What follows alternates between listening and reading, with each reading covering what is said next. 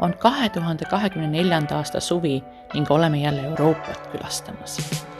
Seekord külastasime kõigepealt Wulfi vanemaid Saksamaal, kes elavad Tšehhi piiri ääres. Otsustame lennata Eestisse Prahast. Wulfi vanemad viivad meid rongijaama, kust on Prahasse 4 tundi rongisõitu.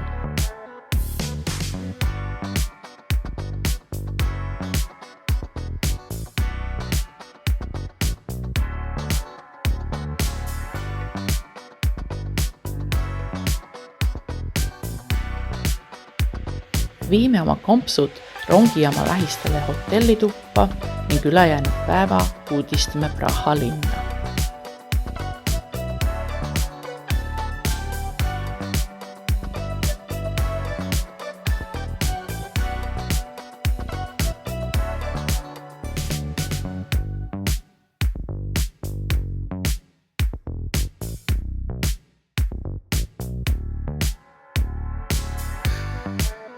Lähme külastame UNESCO kultuuripärandit Praha linnust. 9. sajandil rajatud Praha linnus on hinnanguliselt kõige suurema pindalaga keskaegne linnus maailmas. Kuna olen Prahas läbisõidul, ei ole meil loomulikult aega koostada 570 meetri pikkust ja 130 meetri laiust ala läbi kammida ning külastame vaid mõnda populaarsemat vaatamisväärsust.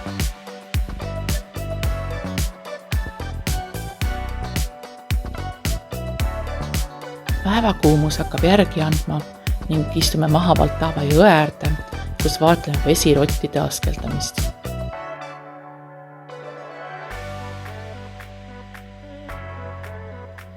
Vanalinnas pöörlevad igal pool varrastel korstnakoogid, mida täidetakse jäätisega.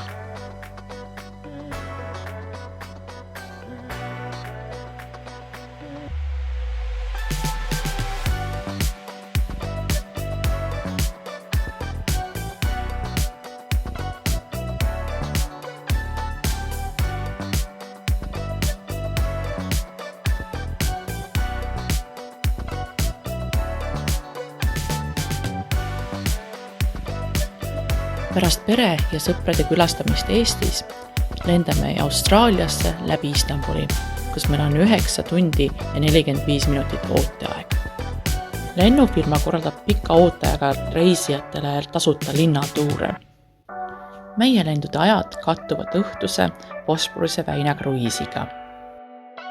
Bussireis lennujaamast Bosporuse väinani võtab aega tunnikese.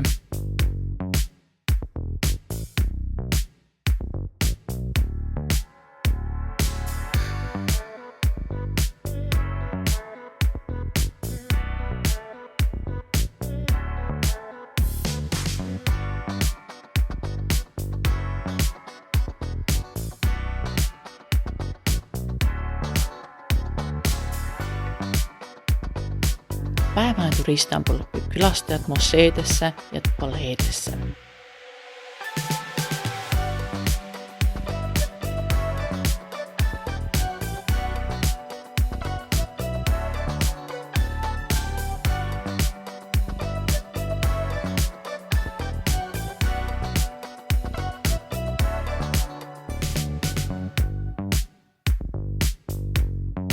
Kruiisi lõpetab tüüpiline õhtusöök hapupiima ja kebabiga.